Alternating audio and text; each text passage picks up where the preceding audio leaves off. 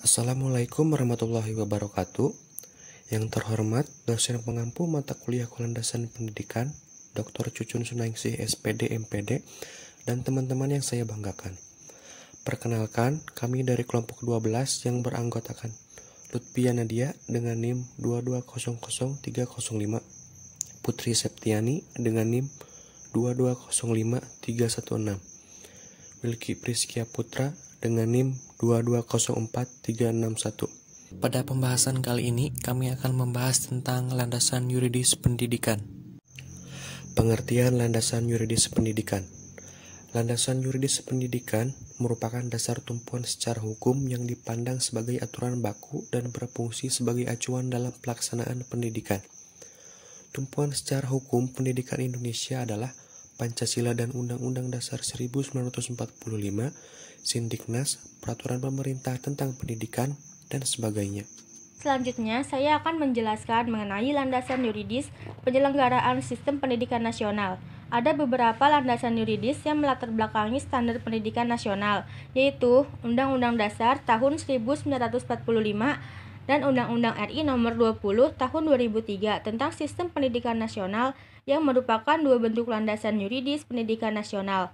Pada pasal 31 Undang-Undang Dasar tahun 1945 menjamin hak setiap warga negara untuk mendapat pendidikan, mewajibkan setiap warga negara untuk mengikuti pendidikan dasar, dan mewajibkan pemerintah untuk membiayainya.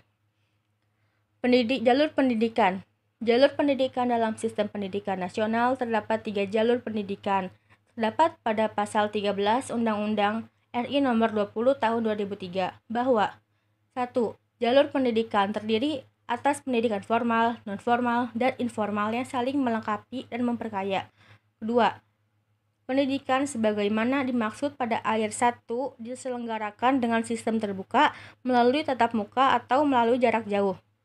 Jenjang pendidikan merupakan suatu tahap dalam pendidikan berkelanjutan yang ditetapkan berdasarkan tingkat perkembangan peserta didik serta keluasan dan kedalaman bahan pengajar.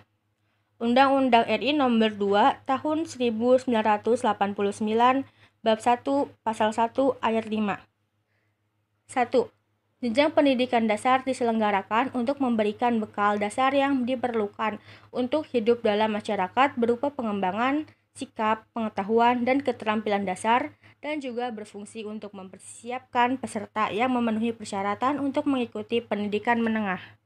Selanjutnya, jenjang pendidikan menengah dan jenjang pendidikan tinggi.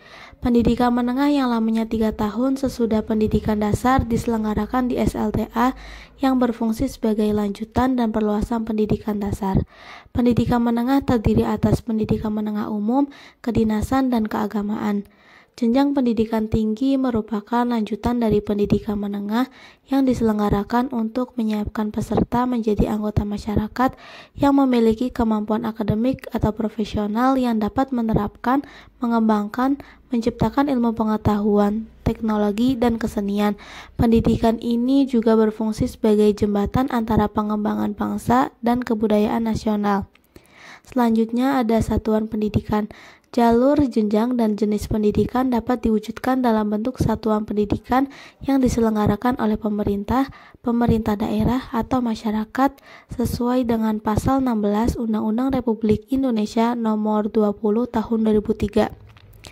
Badan Harian Pendidikan Pasal 53 Undang-Undang Republik Indonesia Nomor 20 Tahun 2003 menyatakan 1. Penyelenggara dan satuan pendidikan formal yang didirikan oleh pemerintah atau masyarakat berbentuk badan hukum pendidikan. Kedua, badan hukum pendidikan sebagaimana dimaksud pada ayat 1 berfungsi memberikan pelayanan pendidikan kepada peserta didik. Ketiga, badan hukum pendidikan sebagaimana dimaksud pada ayat 1 berprinsip nirlaba dan dapat mengelola dana secara mandiri untuk memajukan satuan pendidikan. Yang keempat, ketentuan tentang badan hukum pendidikan diatur dengan undang-undang tersendiri. Kemudian standar nasional pendidikan SD atau MI dan guru sebagai pendidik profesi. Standar nasional pendidikan adalah kriteria minimal tentang sistem pendidikan di seluruh wilayah hukum Negara Kesatuan Republik Indonesia. Standar Nasional Pendidikan termaktub pada Peraturan Pemerintah Republik Indonesia Nomor 19 Tahun 2005, yaitu lingkup standar nasional pendidikan meliputi standar isi, standar proses, standar kompetisi, standar pendidikan dan tenaga kependidikan, standar sarana dan prasarana pendidikan, standar pengelolaan, standar pembiayaan, dan standar penilaian pendidikan. Sekian yang dapat saya sampaikan, saya kembalikan kepada moderator. Sekian pembahasan dari kami, mohon maaf bila ada kekurangan. Terima kasih atas perhatiannya. Wassalamualaikum warahmatullahi wabarakatuh.